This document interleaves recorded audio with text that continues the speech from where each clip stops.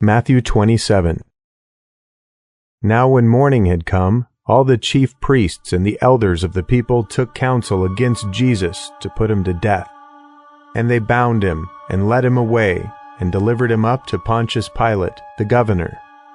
Then Judas, who betrayed him, when he saw that Jesus was condemned, felt remorse and brought back the 30 pieces of silver to the chief priests and elders, saying, I have sinned in that I betrayed innocent blood. But they said, What is that to us? You see to it. He threw down the pieces of silver in the sanctuary and departed. He went away and hanged himself. The chief priests took the pieces of silver and said, It's not lawful to put them in the treasury, since it is the price of blood. They took counsel and bought the potter's field with them, to bury strangers in. Therefore that field was called the field of blood to this day. Then that which was spoken through Jeremiah the prophet was fulfilled, saying, They took the 30 pieces of silver, the price of him upon whom a price had been set, whom some of the children of Israel priced, and they gave them for the potter's field, as the Lord commanded me. Now Jesus stood before the governor, and the governor asked him, saying, Are you the king of the Jews? Jesus said to him, So you say. When he was accused by the chief priests and elders, he answered nothing. Then Pilate said to him, Don't you hear how many things they testify against you? He gave him no answer, not even one word, so that the governor marveled greatly. Now at the feast, the governor was accustomed to release to the multitude one prisoner whom they desired. They had then a notable prisoner called Barabbas. When therefore they were gathered together, Pilate said to them, Whom do you want me to release to you, Barabbas or Jesus, who is called Christ? For he knew that because of envy they had delivered him up.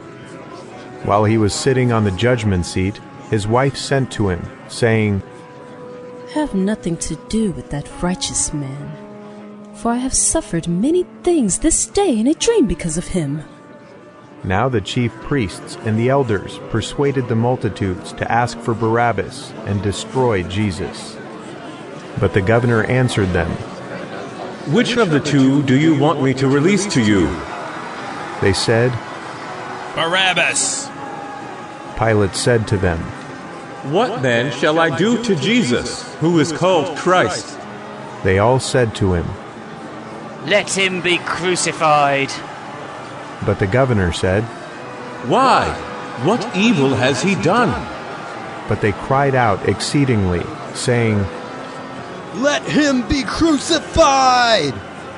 So when Pilate saw that nothing was being gained, but rather that a disturbance was starting, he took water and washed his hands before the multitude, saying, I am innocent of the blood of this righteous person. You see to it. All the people answered, May his blood be on us and on our children. Then he released to them Barabbas, but Jesus he flogged and delivered to be crucified. Then the governor's soldiers took Jesus into the praetorium and gathered the whole garrison together against him.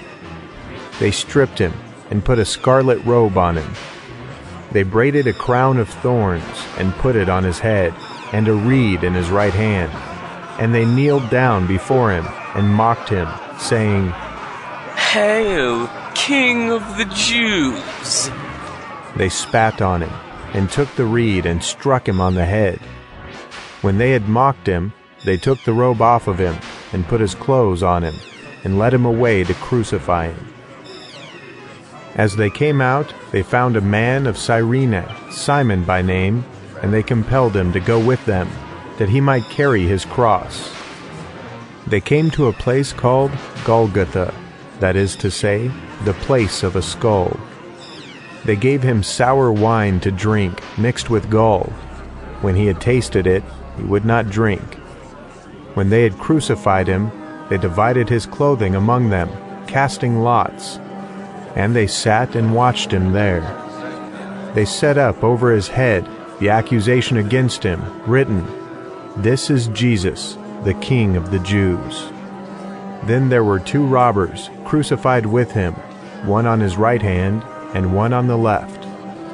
Those who passed by blasphemed him, wagging their heads and saying, "You who destroy the temple and build it in 3 days, save yourself. If you are the Son of God, come down from the cross." Likewise the chief priests, also mocking with the scribes, the Pharisees, and the elders, said, "He saved others, but he can't save himself. If he is the King of Israel, let him come down from the cross now, and we will believe in him. He trusts in God. Let God deliver him now if he wants him. For he said, 'I am the Son of God.'" The robbers also who were crucified with him cast on him the same reproach. Now from the 6th hour there was darkness over all the land until the 9th hour. About the 9th hour Jesus cried with a loud voice, saying, "Eli, Eli, lima sabachthani." That is, my God, why have you forsaken me?" Some of them who stood there, when they heard it, said, "This man is calling Elijah." Immediately one of them ran and took a sponge and filled it with vinegar and put it on a reed and gave him a drink. The rest said, "Let him be. Let's see whether Elijah comes to save him."